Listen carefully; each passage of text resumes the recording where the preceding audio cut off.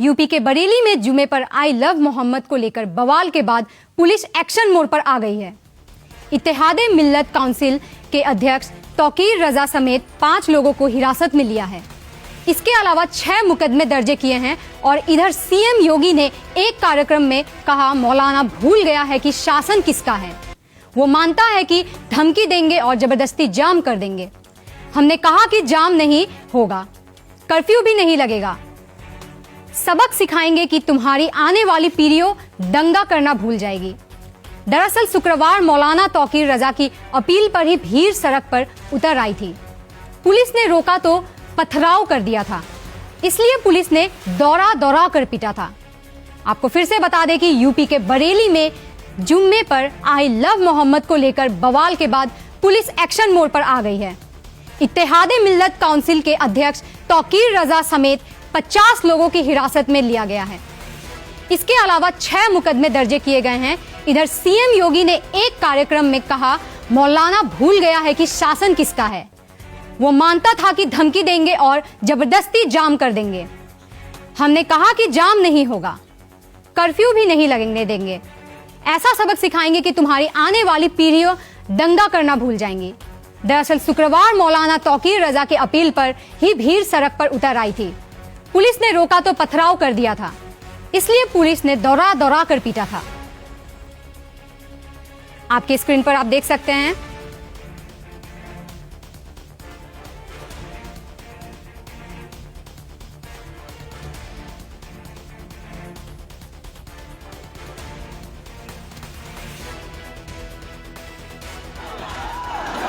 देखा होगा कल बरेली के अंदर मौलाना भूल गया कि शासन किसका है। वही मानता था धमकी देंगे और हम जबरदस्ती जाम कर देंगे। हमने कहा जाम नहीं होगा, कर्फ्यू भी नहीं लगेगा, लेकिन कर्फ्यू का सबक तुम्हें ऐसा सिखा देंगे कि तुम्हारी आने वाली पीढ़ी दंगा करना भूल जाएगी। क्या तरीका है ये? आप सिस्टम को ब्लॉक करना चाहते हैं।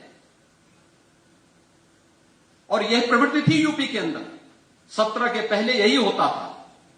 और हम इसी बात को कह सकते हैं कि 17 के बाद हमने कर्फ्यू भी नहीं लगने दिया, लेकिन ऐसे बैरियर को चुन चुन करके वे जिस प्रकार की भाषा को समझते थे उस प्रकार की भाषा से उनको समझा करके उसको उसकी सजा दिलाने का काम भी किया है।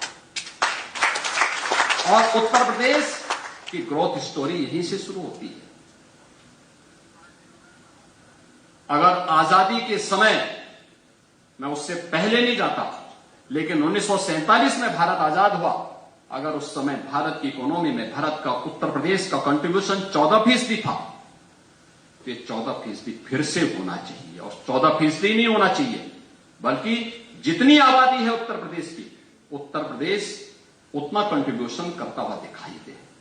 ये हमारा राष्ट्रीय धर्म है। आपने देखा होगा कल बरेली के अंदर मौलाना भूल गया कि शासन किसका है।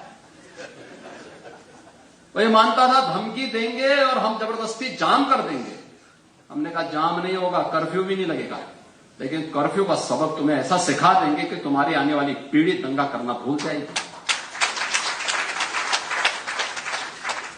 क्या तरीका है ये? आप सिस्टम को ब्लॉक करना चाहते हैं। और यह प्रवृत्ति थी यूपी के अंदर, 17 के पहले यही होता था। और हम इसी बात को कह सकते हैं कि 17 के बाद हमने कर्फ्यू भी नहीं लगने दिया, लेकिन ऐसे बैरियर को चुन चुन करके वे जिस प्रकार की भाषा को समझते थे उस प्रकार की भाषा से उनको समझा करके उसको उसकी सजा दिलाने का काम भी किया है। और उत्तर प्रदेश की ग्रोथ स्टोरी यहीं से शुरू होती है।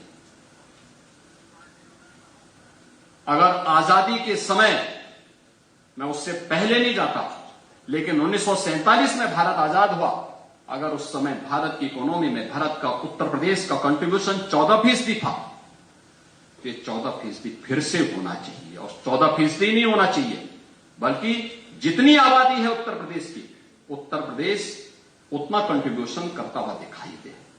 ये हमारा राष्ट्रीय धर्म है। आपने देखा होगा कल बरेली के अंदर मौलाना আসাম টক্স আপোষবিহীন অসম কণ্ঠ।